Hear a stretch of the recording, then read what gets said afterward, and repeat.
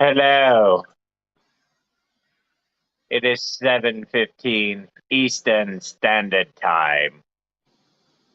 I am your host, the metalhead of the Primus. And this is our co-host, the lady of the metals. And this is Monday Night Mayhem!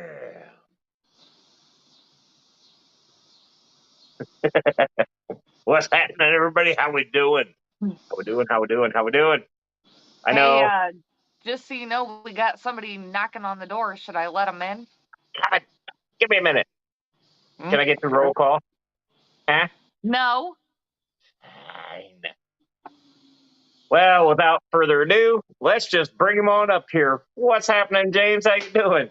Hey, everybody. Thank you for having me on here. Sorry, I got behind backstage at the last second, had a fish fine. emergency. So You're fine. Do what you got to do. we run by no schedule here. No. We are not scripted. Nope. I need to share this out real quick. Paint ticklers. Good old Rico. How you doing, buddy? Oh, man. Well, obviously, we have Fisherman Fever in the house tonight. Ironically, he also said, hey, first. I thank you for coming up, man. I appreciate it. Yeah. I didn't know how things were going, so I was just going to kind of sit back and wait until you said something. So I knew you had plans and it didn't work out and all that good stuff. But I'll let you get through your roll call, and then I'll tell you why I'm sweating so darn much. Yeah. Well, your house isn't on fire, is it? No. Might as well be. The zebra plecos are in danger, so it's just about the same. Oh boy. Well, we got Baron Von Yenzer popping in. What's up, Von Yenzer? How you doing?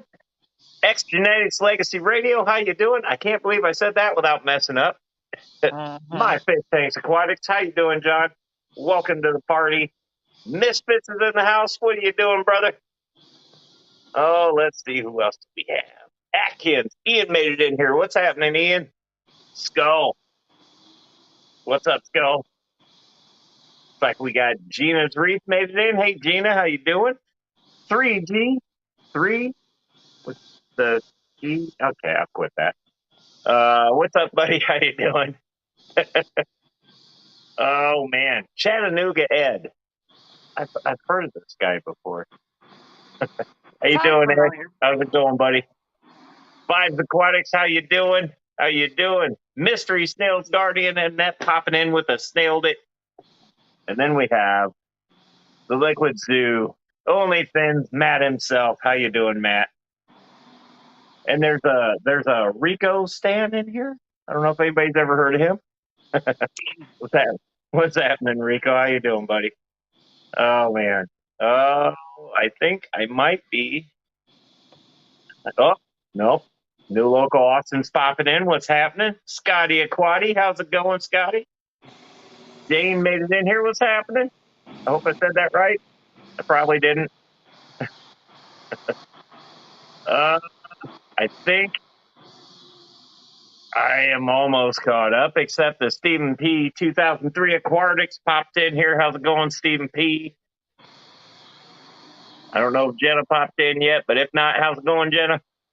Crown Tail Half Moon, how you doing? How you doing? And the chat just jumped. Dave Farrell rounding up the lineup. So welcome everybody. Thanks for popping in. Now I got to hear what's going on there, Jake. Yeah. Well, so I did share this out on my community tab, so we should get some more stragglers rolling from there to hang out with us. But I was just, I guess, about 40 minutes ago now at this point, I was just kind of walking through the house and I was getting ready to come on here because I usually give at least 15 minutes to make sure everything's set up and that I can find my stuff and that, you know, things are charged, unlike that one earbud that just powered off on me. So we'll put that in the case. and I looked over at my my 40-gallon rack, which is it's 340 breeders, and the top one has my snowball plecos, the middle one has my zebra plecos, and then the bottom one is pretty much just set up. It's set up like a tank, but I use it a lot of times just as a sump. That's where my heaters are and where the pump is and everything, because they're all plumbed together. Right. But I, like any fish nerd, I was just kind of looking around at the tanks as I was walking through the living room, and I noticed that it was just cloudy. All three of the tanks on that rack were cloudy. I mean, it looked like a really, really bad algae, or not algae, but a bacteria bloom. But I know it wasn't a bacteria bloom because everything was fine an hour ago, and there's nothing that would have triggered a bacteria bloom.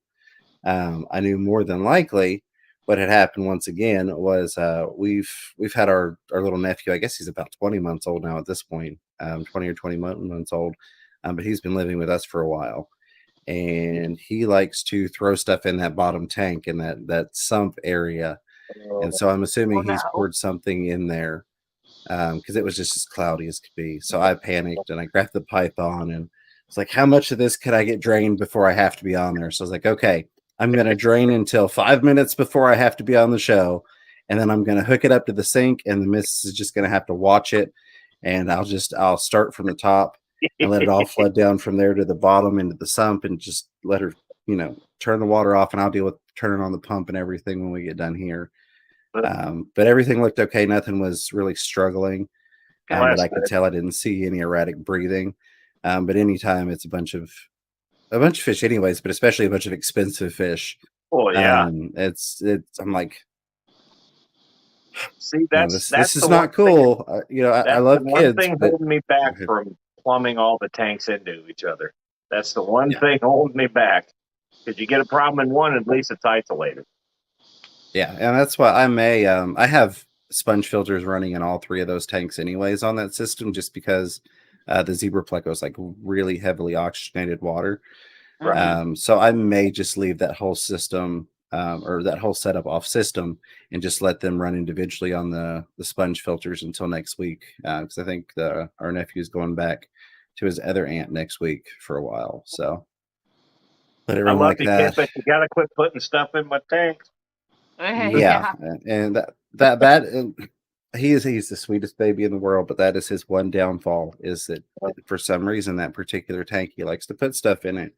And that's why I got out of the hobby about a decade or so ago, was kids throwing stuff in the fish tanks, and I couldn't manage it. I was breeding piranhas at the time, and had a couple of so I'm still like panic mode. I had a couple of different sets of fry that got killed off because those tanks are so sensitive when you've got those fry tanks set up for them. And it just got to where I was like, I'm not going to do it. It's not safe for the fish. And so I was out of the hobby for a while until it finally drugged me back in, but yeah, time to baby proof the fish room. There is no fish room left. That's the problem. It's the fish house. The tanks are everywhere. Even with the same problem I have. Yeah. I love watching that tank behind you all the time. Yeah. So, well, this one's got a new addition in it. I'm just going to see who catches it. Okay. Well, I won't say anything. But yeah, I've only got 16 or 18 tanks set up at this point, which only, and again, I'm doing something that I always like. It's not only, however many you have is right for you, but down from almost 100. And it's still like I can't condense everything to one area yet. Right. So getting moved and getting to the new property and building the fish house is going to be nice, because I'll probably still have a tank in the house, or 3 or 4, probably in my. Yeah, absolutely.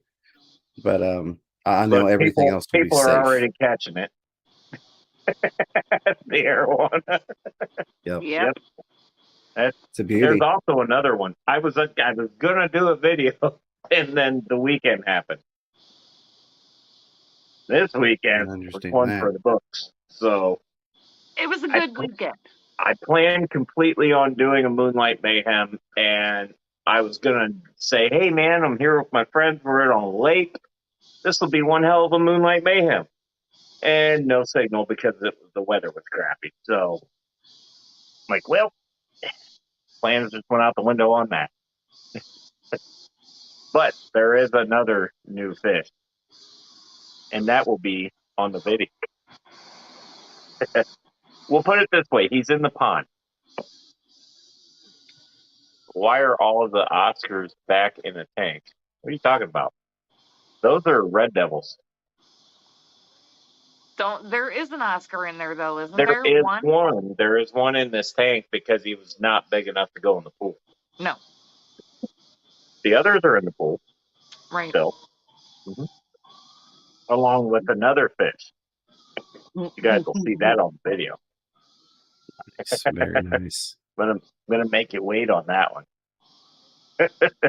I might not. I feel like this is clickbait. It could be. What else been going on wait with and you?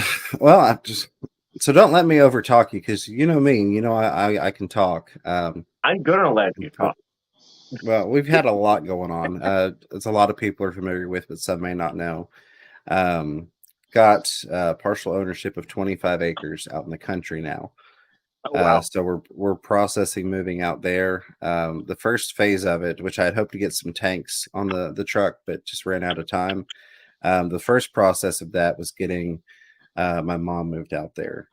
She's got custody of my sister's 4 kids, those nieces and nephews on that side. So we're kind of like moving out to this communal raising area of children, if you will, almost, which is where the fish building is going to be built. So we got her moved. Initially the plan was to swing by my house because I've got so many empty tanks. And just my living room right now, the empty tanks are a 220, a 110, a 125, and 275s that are all standing on end against one of the walls. Oh man! So that's not including the ones in the living room that are full. So it's like we'll get some tanks and we'll get those moved up. But I got her. Well, I say we. It was me, the dolly, and then her doing little stuff and a little bit of help from the oldest nephew. But it was mostly me and a dolly moving the heavy stuff.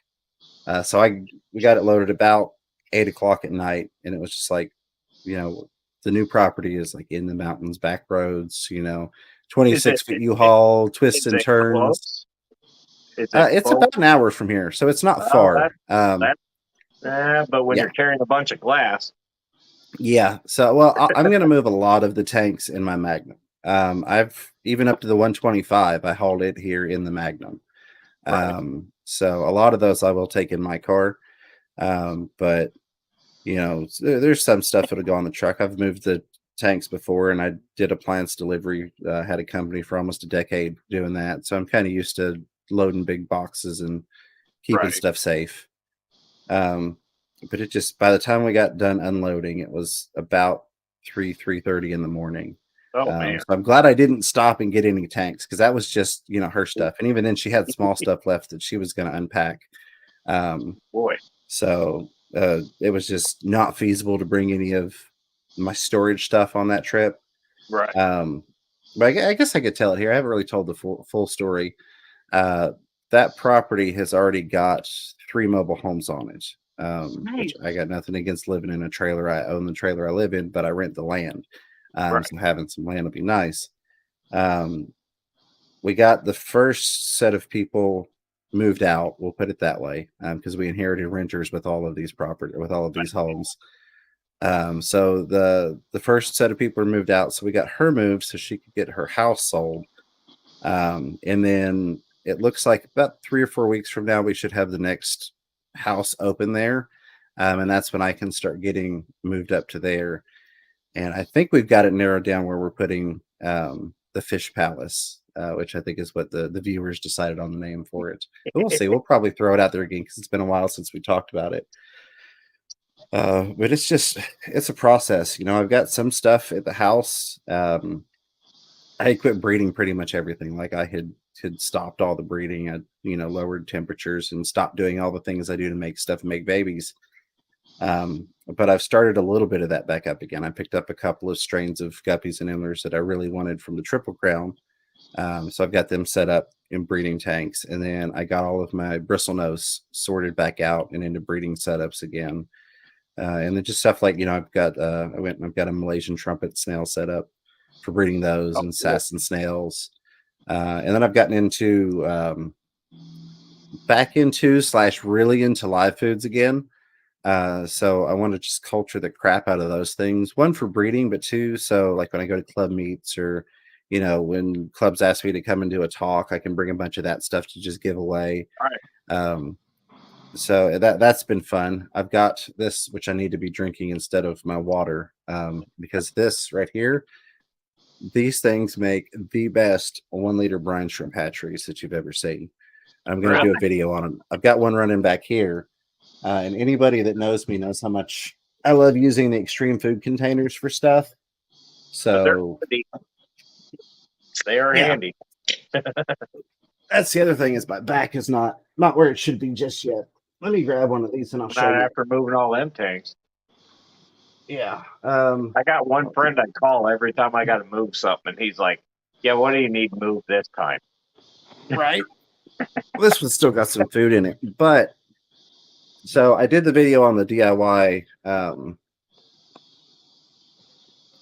box filters with these. The video I haven't done is I like to make little breeder boxes out of them for the guppies and endlers, where I can drop the fry for a week or so. So I'll cut a little window out. Well, the kids had gotten a hold of one and they popped that screen out of there. And so I just had it sitting around. And as I'm building this brine shrimp hatchery, make sure this is tight, I'm looking around and I notice that this thing is the perfect size for a base. And where I already had a window cut out, it's perfect access for the little valve, so you can run your air and drain it and all that straight through there.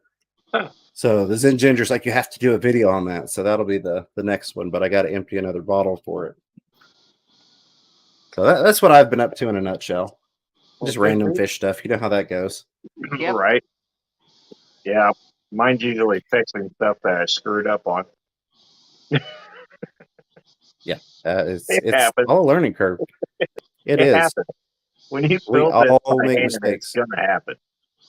Yep. I've definitely put a few things together, and then I put it together and I looked at it and I'm like, I know that's not how that works. Why did I do that? Especially with plumbing. I've made a couple of plumbing faux pas when I'm building stuff, and I'm like, I need a valve here, and then I'll put the valve, and I'm like, wait, that's the pressure's going the other way. I need to cut this and replumb it. So it happens. Oh man, that dual sump video I did, just because I was like, man, I'm gonna make it work. And I fought that thing and fought that thing and fought that thing and said, I cut all that PCV valve out, the PVC. Yeah. So you can tell I'm a mechanic because I keep getting them all messed up. But I cut all that. I had this weird, thing set up, and in my head it worked great.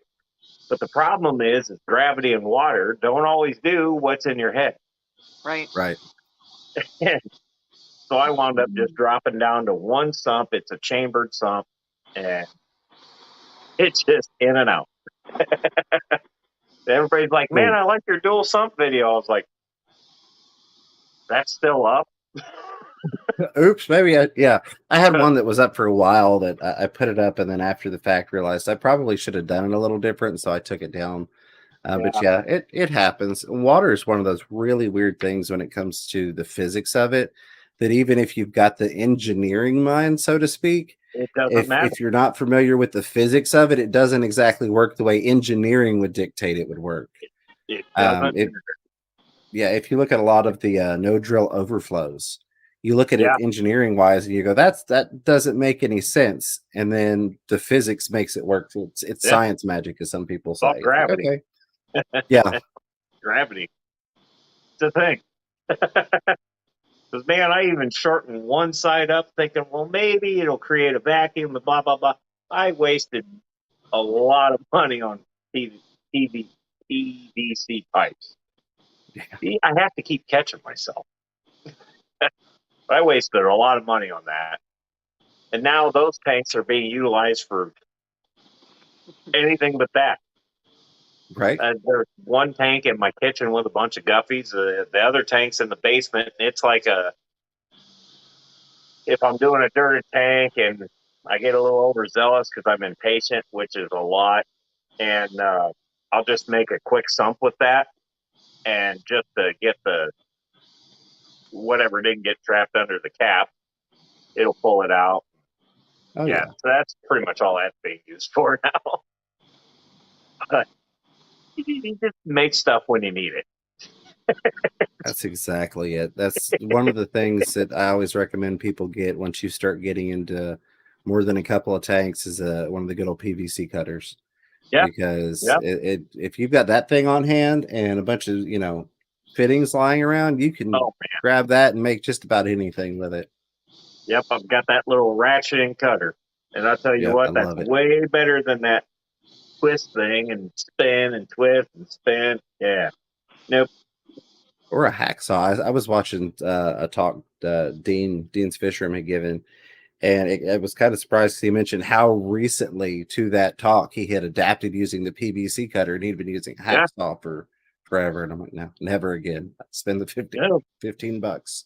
And and the cut you get, the quality of cut, you can't beat that. Because you can get, if you use the old I call them a tubing cutter or brake line cutter. Use that old setup. If you're not paying attention, you're gonna walk off your cut line, and then you're gonna have an angled cut.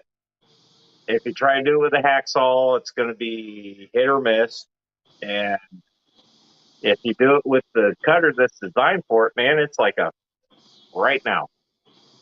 Oh yeah. Man, we got a bunch of people popping in here. If I miss you guys, I'm sorry. But I'm saying hey to everybody that came in. I see T-Bone popped in. I see Jenna's here. I see only Oscar's made it in. Diego popped in. How you doing, buddy? Paul Sotero, long time no see. How you doing? T-Bones, Hillbillies. Everybody, the whole house is full. Keep it coming. Kelly Foreman made it in here. How you doing, Kelly? I still have yet to get your tank up and running. It's there on a stand. I got that far with it. I tell you what, man. Oh, Austin, Fantastic Freaks. I'm sorry. I see. And Austin was pushing me. I heard him. I'm like, oh crap! I hope I don't bomb. Ray made it in here. How you doing, Ray? Yeah, that. I tell you, it's one that I don't want to be like, oh, I'm hoarding every little piece I can hoard. But I'm telling you what, if I throw something away that I haven't touched in 2 years, a week later I'll need it. That's exactly the way it works. That's good old Murphy for you. Yep. And that has happened to me. I went through and I gave away a whole bunch of parts and pieces that I had, and I'll be damned if a week later I didn't need one. Yeah. Which, it's fine. It is what it is, but... Yeah, Baron Bunyan's had a good point. The chop saws also work really well to cut PVC for the larger sizes. Definitely, absolutely. To make sure that you've got your guards set properly, especially if you're trying to cut little pieces. I've seen some people that were trying to cut, smaller pieces, larger diameter but shorter pieces, and they had their guard set where it kept hitting the guard and bouncing right back into the blade, and they couldn't figure out why they kept snapping off their PVC. But yeah, works really well. Oh man, if it's an inch or under, just get the cutter. I think they'll do up to an inch. Oh yeah, But that's the way to go. If it's only an inch or below pipe, just get the cutters. I think they'll even do up to an inch and a half. They might. Maybe a little more. I've got some bigger PVC over here, and I know I've cut some pieces off of it, and it's larger than an inch, but I don't know exactly what size it is. It's just leaned up. It's just for like a special project. But it's the thing about PVC is it's cheaper to buy a long piece of it than it is a little pre-cut. So well, and the other thing you got to be careful about is there's different diameters of PVC. Yeah. I keep that is the one thing with me I will screw up every time. I'll tell somebody they need a PVC valve, or I'll tell somebody I need a piece of PCV pipe. Right. I just get them backwards. But it happens. There is I guess they're rated for different things, but Yeah. there's a 1/2 inch diameter pipe, and then there's a 1/2 inch diameter pipe, which the other pipe is just over a 1/2 inch. Yeah. So Well, if you you've get got fittings your. that are specifically designed for this particular PVC, it won't work on this other 1/2 inch. Yeah. I've ran into You that. get into your different schedules, which is your wall thicknesses, and that's where you can run into some issues. And they're different pressure ratings. So you've got thicker walls for higher pressure ratings. So schedule 40 is what I tend to go with because that's kind of like a standard. I can use that for water, but I can also use that for air. I use schedule 41-inch for all of my my air system for my linear air pump. Right. So. And see, I'm like, dude, I just need this for a sump. Why can't a 1/2 inch fit a 1/2 inch? Back to the hardware store we go. You can work around into some interesting slip fittings with the different schedules, though, that I've found. Where the wall thicknesses vary. I've adapted some do-it-yourself parts out of different thicknesses versus having to go and buy an adapter. A few things back there. Right. But yes, you can do it. Also, you can do it. I'm not sure the smaller diameter or the smaller schedule. I think you can adapt that to like plumbing, and they've even got the fittings made where you can just glue one end on and thread whatever you want on the other side. But I'm just sitting here going, man, I really wish I would have paid attention when I was here an hour ago buying all. Well, in mechanic terms, it's kind of like running standard versus metric. You're like, can you just pick one? Yeah. Just give me one thing. Yeah. Let's just pick one and be happy. Yeah. You can never find the 10 mil, and you can never have enough 10 mils. No. I've actually bought sets of 10 millimeters, and I keep them isolated, locked behind bars and laser grid. And one is still missing. Oh, but goodness. Yeah. I blame that on my rookie that I had. He had a habit of my tools would wind up in his box. It's like, wait a minute. Funny how that happened. Yeah. It's like, you didn't buy that. I did. Oh, man. So what else? You got the big move going. You got, you're in the videos is the big thing. I don't want to be in. Right. I'm trying to get back into videos. So I was doing really well, and then we did Triple Crown and headed out to Dallas. Ended up picking up the good old Kodash vid somewhere at the Triple Crown, so I had to miss Dallas. Still malware. Yeah, and then came right off the back end of that into moving because we had scheduled where the day after I got back from Dallas would be her moving date. Oh man. So we get the house officially on the market because there's already half a dozen people that are trying to buy the house that she's in now. So it's like, all right, we'll get everything done. But I've got 4 videos in the works I need to finish up. My voice hadn't been ready really to do voiceovers, and then now my back is like it's better. It's getting better from the other day, but it's not 100%. So I thought even when I rolled out to try and get that thing out of the bottom drawer, I'm like, no, I'm just gonna die. You're gonna see me die live on the Metalheads channel. Hopefully it'll be a big viewing for you. We don't want that. If it's gonna happen, somebody might as well get I don't want death on it. Yeah, somebody might as well get the views from it, right? It's kind of like that piranha bite video. It's like, well, I've got it on camera. I might as well get the views off of it. Why the heck not? So, well, there's just sometimes when you're making videos and a clear error in judgment. It's like, do I hide this? Well, it's going to be kind of hard to hide that. Nope. That's the thing we've always done. We don't hide nothing. I mean, yeah, there's been a lot of fish that I've had that I was super excited about, and they also died. I don't hide it. Well, and that's one thing that I've found out, not only through keeping a lot of tanks over the years, but through going to talks and listening to people that have been in this hobby for decades and decades, and cumulatively hundreds and hundreds of years of experience. I was listening to an expert rainbow fish gentleman, considered one of the foremost knowledgeable people in the world, and he was talking about he had a species, quite rare species. I think there was only one other person that had that species in the country, and the tank died off. No clue why. It still doesn't know to this day why. It just happens, and I've found that it's happened. It's just about everybody, and it's like I have no clue. It did it. Even people that are so much smarter than I am. I don't care how good you are at this. I don't care how long you've been doing it. One day it happens. There are a lot of the avoidable ones, but sometimes there's you don't ever even know what happened, and even it's the ones you can't see. Yeah, that's what gets Dan's fish. He's got an actual aquatic veterinarian, and he'll send stuff out if he can't diagnose what the issue was. And so he said, oftentimes even sending it out to an aquatic veterinarian, he still doesn't get a solid answer.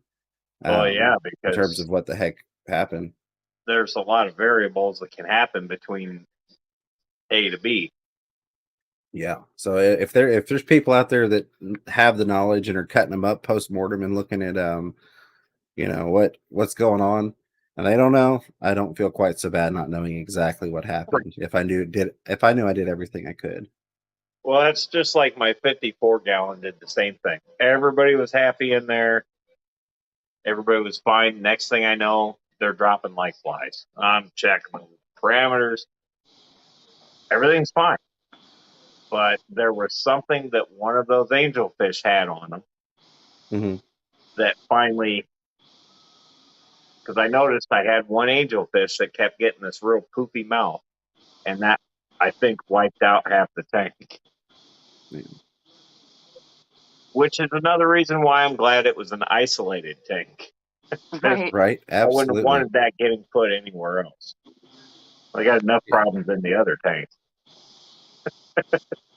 That's definitely one of the big issues with the centralized sump system, is that if you do get something, it goes to everything. It goes to everybody. Yeah. So, I'm really debating exactly how I want to build and plumb the internals of the new fish room. So I think everything will be independent, but on a shared drainage system, so I can, at some point put in auto water changes and top offs. Right. So it'll all drain out, but none of it will get recirculated back into the system, just to be safe, because I've had issues with that in the past where it's all together and it all goes bad quick. Yeah, and I like the idea of having a centralized filtration. I love the idea of that, especially when you got multiple tanks. One, it's way better on your bill every month. Yeah. But you have that little issue that let's just say, okay, I'll case in point. You got this new fish you want. You're gonna bring them home from the pet store. The first thing everybody wants to do is drop them right in the tank. Yeah. You're not doing the quarantine thing. With me, it depends on where I get the fish from. Like if it's a source where I know I've gotten the fish before, haven't had issues, it's a risk, but I'll still take it.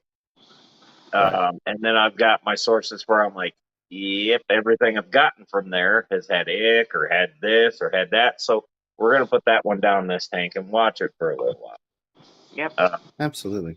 But you still make mistakes. Oh yeah. I've gotten, I guess, a lot more strict about quarantining for most things, especially if it's going into a centralized system. Yeah.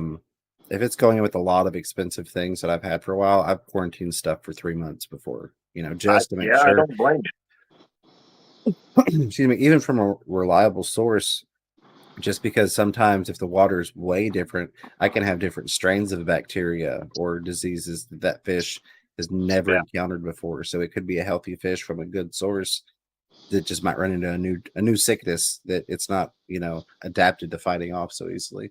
And then it hits your water, and it's like, Yep. Yeah. No, I get it. And I've made that mistake. I still make that mistake. Yeah. And it's what we do. Oh yeah, What we do. I mean, I still do it. I did it a couple weeks ago. I was like, I really should quarantine this fish, but I'm going to throw it in this tank over here. Yep. Nothing bad happened in that sense. The fish that I threw in there got eaten, but it didn't give any diseases to anything. Right. Well, this guy was a plop and drop. That tanker behind me. Yeah. I call him the Silver didn't Surfer. have a choice. That was a plop and drop because he's a little bit over a foot, and my quarantine tanks are all used up right now. So I guess we could, this 30-gallon I got over here, I could make one, but my daughter's got her axolotls down in my quarantine tank. So well, there went that idea. Because they had to be separated, sir. Yeah. So basically, this was a well. I've gotten fish from this guy before. We're gonna go with it. Yeah, He's I've gotten fish definitely from done me. that. I've got fish from him. So we'll Yeah. see how it goes. But there's so been far, he's several doing good. times. Well, right on. That's awesome. And I mean, let's just be serious. He got dropped twice in one day that he didn't get dropped. He jumped. Arowanas are jumpers. Twice. You always put a net over the bucket. Twice. Yep. And he was derpy for a minute, but he's okay. He got a little banged up, but doesn't bother him. He's still actively going for food. Yeah, he had his bell rung just a bit. But yeah. So that's on one of the few rare occasions that I'll do a flop and drop, when they're too big, and it's like, well, I don't really have a tank to put him in where it'll be okay for a few weeks. So other than that, that's the bad part. And I guess that is an upside to having so many tanks being stored right now, is I've got plenty of empty tanks to do. So like coming back from the Triple Crown, I knew that I could set up, there's a rack behind me that you can't see because of the green screen there, but I knew that I could set that up, and I keep tons of additional sponges running in other tanks because I can run about 4 times more sponges than I have tanks set up right now. So a lot of them just have bunch of sponges running in them. Like, I'll take one of the tanks on a system, or like the triple stack that I've got on a system, and like each one will have 2 sponges in it. So I've got 6 sponges running in that system that I know I can pull and throw up a tank real quick, or 4 in the case of the Triple Crown stuff. But it has its benefits to having empty tanks, as much as I miss having the full fish room set up. Yeah. But no, it's he's back there going for food again. He's doing great. He really is. The first couple of days they're usually not hungry the second you drop them in there. So we just kind of played with it. It's kind of like, we'll toss something in there, see if he goes for it. And he didn't want nothing to do with it. He hung out over on this side, and it was just kind of like, screw you guys, what the hell did you do to me? And now he's fine. Now he's just one end to the other. Yep. Beautiful fish. Yeah. And everybody's getting along. That's the best part. I don't have a lot of top dwellers in this tank, and I figured that's where he was going to ride, so I just kind of let it be kind of thing. But so far, so good. The Oscar that came is down here, and he's doing fantastic. I got him from another local source here in town. Pretty sad that he'll send me a message. Hey man, you want another fish? All right, I'm coming. It's Oh like yeah. I just go right out there. I know where he's at. I'm definitely starting to get the arowana itch again. Sitting here watching him go back and forth, back and forth. I've always loved them. I've always loved them, and I've had them. But just dumb things happen. I think the last time was my fault. I don't think it was. I'm pretty sure it was my fault. And my Oscars ate him. Again, my fault. I thought he was big enough to go in the tank. He was not. Well, I did that last week. Yep. I took a tiger shovel nose marble catfish hybrid. And I mean, he was like that. You know, he's good size. And my Bishers, they've got other catfish in there. They've got other fish in there. Don't bother them. No predation issues they whatsoever. Go after the shiny new one. Yeah, I was like, you know, he'll be fine. The only issue I really had was the Jack Dempsey in that tank. There's just one Jack that has survived throughout time. That's the misses that I can't just take down to the store. He was the tank boss. He's always, you know, kind of bullying the Bishers around, never hurting anything, never, you know, pulling off scales or tearing up vintage, but just kind of like, hey, move out of the way. I'm going to eat first, and you can do your thing afterwards. And I noticed he was a little aggressive towards him, so I took him out of there because this was that one day flip around between Triple Crown and then leaving for Dallas. Yeah. So I'm like, I want to give him plenty of space to make sure he doesn't jump out. I'll throw him in the tank with the Bishers. I moved the Jack out to a 40 breeder, and that may have been what gave the big Bisher Felix the nerve to eat him, because that tank boss wasn't there anymore. So, but well, I'll never know for sure. And it's just like you said, my fault. Something dumb I did. It didn't work out well, but got back into town, and the next morning I see the biggest of the ornate Bishers swimming around with the catfish head sticking out of its mouth. Oh man! I had to net him out and remove the head because he was kind of stuck. He was kind of choking at that point. I'm like, son of a gun! Oh boy! Yeah. Oh boy! Yeah, you want to get him before the time, or what do you call that? The spikes get him, because then it'd be a nightmare to get him out. Yeah, which he already had most of that down. I wasn't able to mess with any of that, and the Bisher's doing fine. Right. But it was like he got stuck like right there at the head, and I'm like, just, you know, lop the rest of the head off that he's tried to chew through, and watched him, and the Bisher's doing well. But it's one of those, he'd never eaten a fish before that and hasn't messed with anything since. But it happens. Happens to all of us. Yeah. Yeah. I see Paul Sotero asked a question here. Asked how the biscuits are doing. A few months back, we bought 10 discus off of Discus Hans, and after purchasing those discus, that tank got it because I flop and drop. Since we're talking about errors, so I gave it, I don't know, 3 weeks to a month. I figured 200-gallon tank. It was going to take it longer, raise the temp, all that good crap. And all the ick went away. I was like, all right, cool. And we dropped all those discus in, and I'll be damned if I have one of the babies left. 1 out of 10. So I got one of the 10 left. I got the 2 other big ones still in there. They're doing fantastic. But, yeah, again, made a stupid mistake. Put them in too quick. Which I would have thought after a month it wouldn't have been too quick. But apparently it was. Yeah.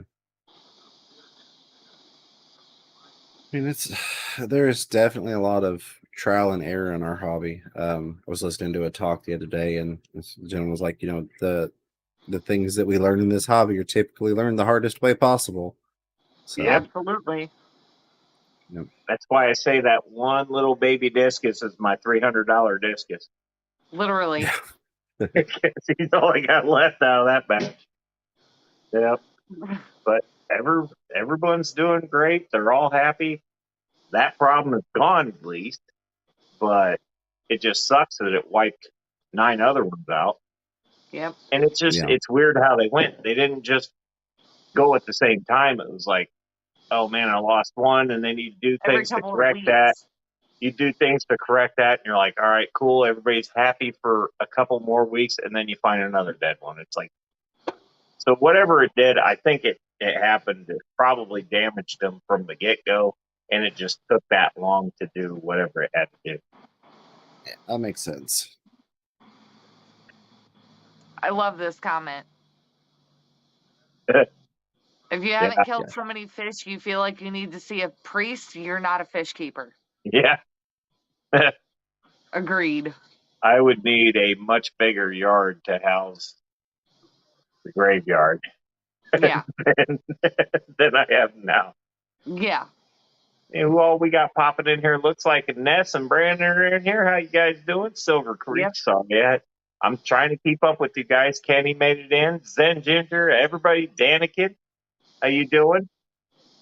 Again, if I missed you, I'm sorry. I'm trying to keep up, but we're having fun. So yeah, we got 43 awesome people hanging out with us. Heck yeah, I appreciate each and every one of you guys. I do, and I hope to get to meet some of you. I think that's just right around the corner, isn't it? About a month. Next month. Over a month, yeah. The end of next month. Mm-hmm. We're about 5-6 weeks out. Yep. And the dog had to say hi. Shut up. Somebody rode by on their bicycle. You know she had Mick noise. Yeah. Well, yeah. You'll get that. It's what she does best. But no, yeah, man, I tell you, it's one of the things. And this is what I like, bringing other people up, and we can all kind of vent. You know? Just let it out. Just let it go. I don't care. Like I said, I don't care how long you've been doing this or how much experience you got. You're always going to make mistakes. That's the human side of it. It's the way it is. And yeah, sometimes the mistake only costs $5, or sometimes it costs more than that. But still. Hang on. Kelly Foreman. She said the gold, I don't know that word, have gotten pretty big. Come by and get some. Is this the rice fish that you and I talked about a few weeks ago? Because I still do want some of those. Yeah, the Madakas are the rice fish, yeah. Okay, so Kelly, text me and let me know a good day to come by and grab some, and I will do that. They're not going in the 90-gallon. It's still empty. No. Well, no, I'm just saying she has these rice fish in her pond in her backyard, and they're so freaking pretty. Yeah, you were talking about rice fish. And she told me she wanted to give it a couple of weeks. She said, come visit her pond. We're going to have to figure out a day. She's going to have to text us. Nice. Text me. That's the one advantage is we're like 10 minutes away. Not even 10 minutes. It's like 6 minutes. I do want to see her pond, though, because she's got pretty lilies in it and all kinds of stuff. I want to see it. But Kelly has figured out the plant life portion big time. She has nailed that to the wall. She's got that down pat. She grows great plants. She does. Her and Steven have their Wet My Plants segment that they do. I think it's on Wednesdays. Mondays. It's on Mondays at 5 our time. Yeah, 5 our time. Okay. Yeah. The Wet My Plants, and they talk about their CO2 and. Yep. Oh, that's right. And Nesco's Fort Fun, like 45 minutes away. They're right up the road too. I know. We need to go visit them too. They're so close. You know what was sad is we were right there the whole weekend. We could have just gone over there and hung out too. Well, by Sunday we were so hungover, we were just ready to get home. Sunday was a day of healing. Yeah, that was our You need liver those appreciation sometimes. day. Yes, once in a while you need those. Liver appreciation day. Hello, I'm so sorry. Yeah, it was I a didn't day mean of to. healing and a day of just I need a day. It was a good weekend though. Not Even though spring it chicken rained. anymore. Rico says Just just over over 5 5 weeks weeks. until the Clash. That's what I said. Like 5-6 weeks. Yeah. I thought the Clash was coming up. It's close. Yeah, it's gonna be fun meeting a lot of you guys there. I get We to get to do stay this with not in front of a camera, but something tells me there's gonna be a camera involved. we get to stay with ABC Kenny at ABC Biotope Creations. We're sharing a Airbnb with him. Yes. Sorry, I apologize. Old people on bicycles with moped motors think they're cool. Well, it happens. Anywho, I cannot wait to wear. I am coming into that Clash on Friday in my Rico Stan leggings. Y'all are gonna see Rico all over my crotch, and Well, that just sounded really bad. that's the point. Rico is gonna be all over my crotch on Friday when we walk in. What's up, bitches? We are gonna have so much fun, and it's Kenny's birthday weekend. Yep. It's gonna be great. Hey, you shut it. Hey. Yep. So. Yeah. Yeah, I'm sad that I've got to miss it. Although I'll skip Rico on your crotch part. But no, that and Fishtoberfest are two things that I really feel bad that I won't be There at. will be tons of pictures of Rico on my crotch. Don't you worry. Oh boy. Is this Pictures on the and videos. OnlyFins account? Nope. It's going to be right on YouTube and TikTok and Instagram, Facebook. Something tells me everybody's going to see it. Yep. That's the point. Something tells me. I paid almost $60 for those leggings. You bet your ass people are going to see Rico on my crotch. You're getting your money out of it. Yeah, absolutely.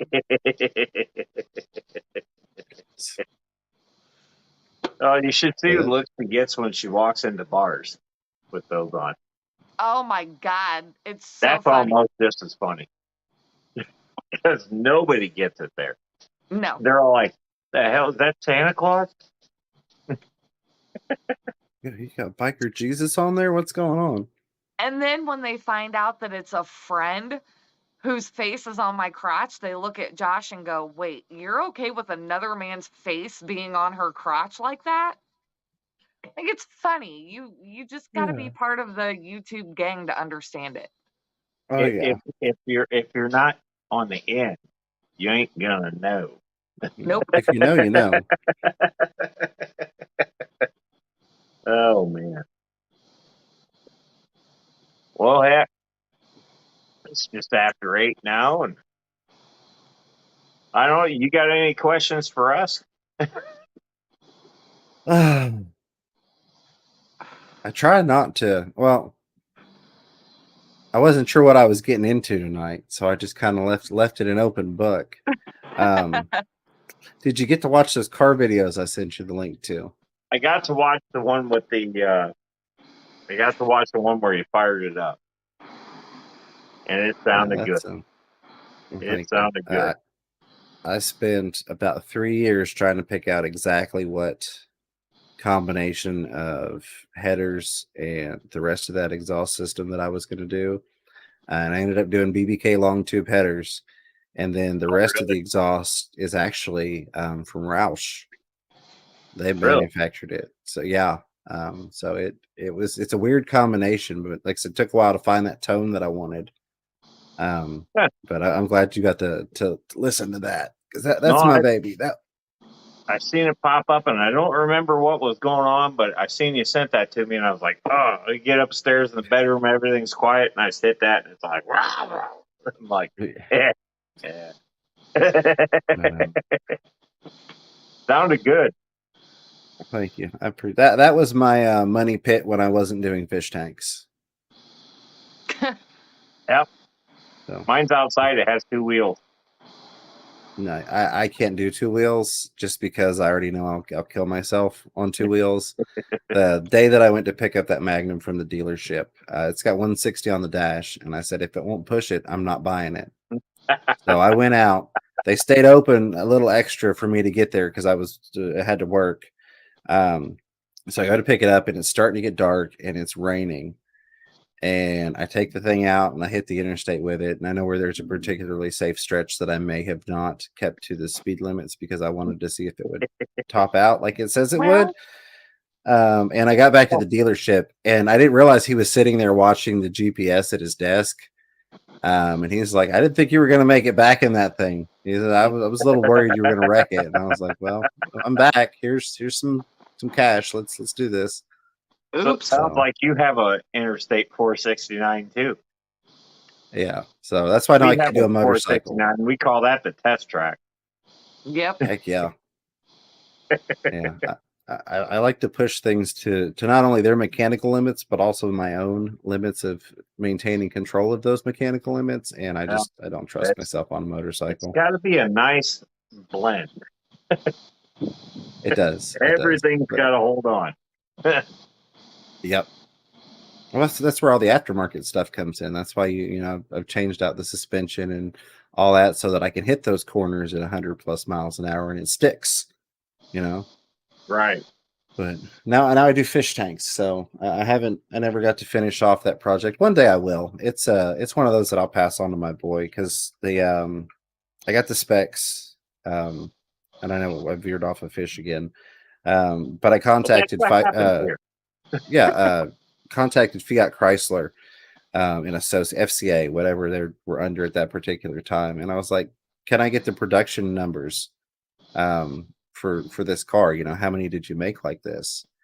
And it came back with 12 or 13. I'd have to pull up the email from years ago, because I had people ask me all the time, like, you see the Daytona Chargers that were like 1 in 1,500, and they're like, yeah, well, how many do they make of yours? And the big part is the paint job. Dodge doesn't even make the paint anymore. Yeah, it's a PBM code, but it's pearl blue metallic.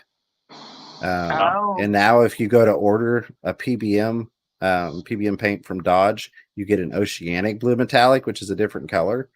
Because they don't make it anymore. So it's one of those that'll be passed on to my little boy.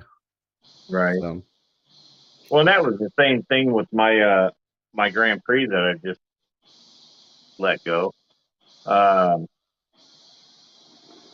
It was the DXP. It was the V8, the 5.3 Grand Prix, and they only made like 4,500 of them for that specific year. And mine was the biggest problem child out of all of them, I swear. It was a huge deer magnet. I love that car, man. And then one of my buddies wanted it, and I was like, you know what? Take it. I'm done messing with it. And he goes, where all did you do this thing? And I started giving him a rundown of everything I did. And I went, damn, I practically rebuilt that car. Why am I getting rid of this? I put so much into it. Can I have that back? Yeah. Yeah. Oh, goodness. Well, guys and gals, I think it's after 8, and I don't want to cut into too many people here tonight. So I think we're just going to give it the old heave-ho and send it off for the night. I'm not going to promise anything on Friday because I made that mistake last week. If it happens, it happens. So, yeah. Anyways, everybody that popped in, whether I said your name or not, I still see you. If I missed you, I'm sorry, but thank you for joining. I enjoyed it. Big time thank you to James at Fish from Fever. My pleasure. Glad Thank to you. have him on. You're welcome anytime, by the way. Absolutely. But yeah, no, this has been a blast. I'd gladly do this again. So For sure. my mods, you guys have been kicking ass all night. I've seen it. Thank you. Thank you. And the replay crew, you guys are important too. And if you stayed this long, you're watching this. So stay metal replay crew. So anyways, anybody, everybody, thanks for popping in. I appreciate each and every one of you. Thank you so much. I love you guys. And if I see you Friday, I will. But if not, stay metal.